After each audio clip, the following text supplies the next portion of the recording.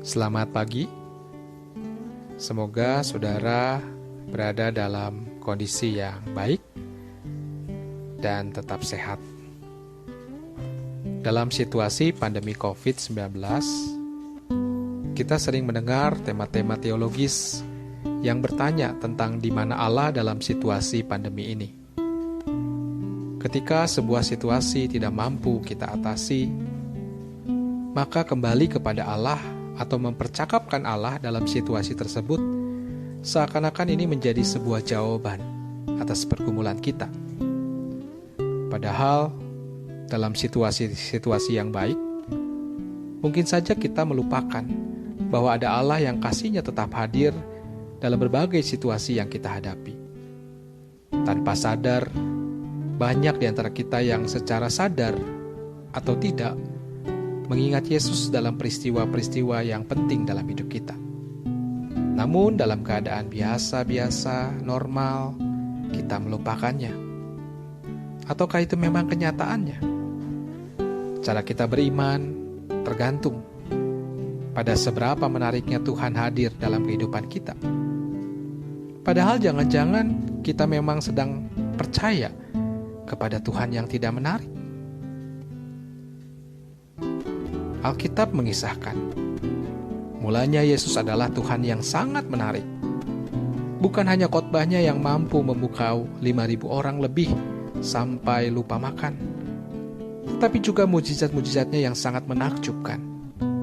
Tak heran, banyak orang berbondong-bondong mengikuti Dia, bahkan ingin menjadikannya raja. Bagi para murid, Yesus lebih menarik lagi, karena mereka menyaksikan sendiri bagaimana Yesus menghardik angin ribut, membangkitkan orang mati, dan bagaimana mereka melihat wajahnya bercahaya ketika bertemu dengan Musa dan Elia di atas gunung. Sampai Petrus pun berani bersumpah mau melindungi Yesus sampai mati. Namun, di Taman Getsemani, Yesus tidak menarik lagi. Yesus tampak seperti Tuhan yang bukan lagi menjadi tujuan semua manusia berdosa, tetapi manusia yang butuh berdoa. Yesus bukanlah Tuhan yang berwibawa, tetapi manusia yang sedih dan gentar, resah, serta gelisah. Yesus bukanlah Tuhan yang menentukan segala peristiwa, tetapi manusia yang bergumul karena keinginannya tidak sesuai dengan kehendak Bapanya.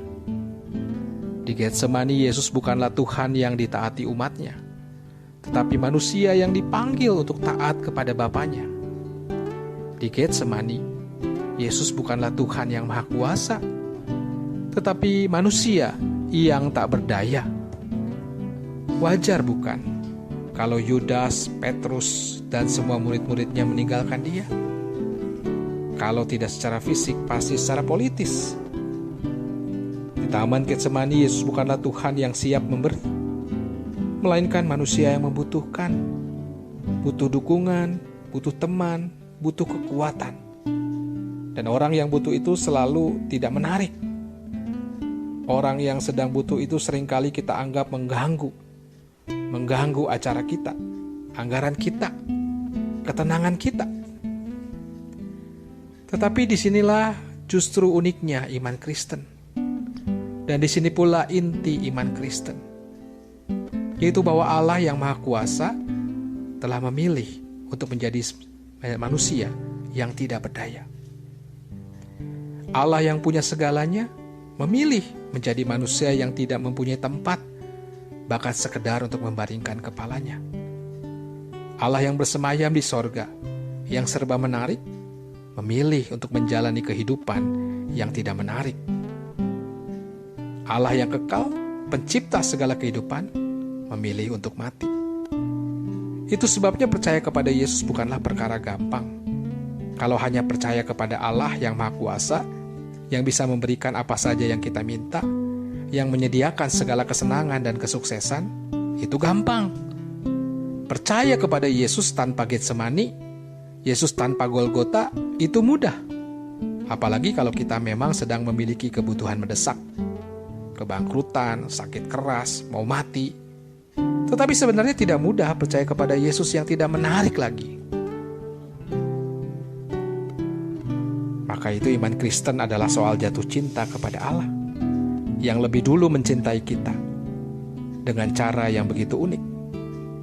Menjadi manusia yang tidak menarik karena lemah, takut, gelisah, dan butuh dukungan.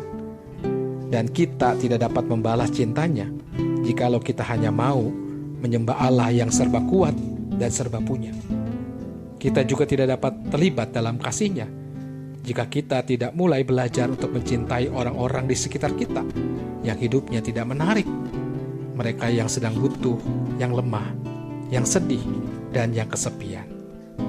Maka percaya kepada Allah menjadi manusia yang tidak menarik memang tidak berarti menyangkali kebesaran dan kemahakuasaan Allah. Kita bahkan tak jemu-jemu mensyukuri dan merayakan kemuliaan Allah. Tetapi iman Kristen tidak hanya tertuju kepada kebesaran dan kekuasaan Allah. Artinya kita percaya kepada Allah bukan semata-mata karena Ia maha besar dan maha kuat, sehingga dapat menyediakan segala kebutuhan kita dan mengatasi segala persoalan kita.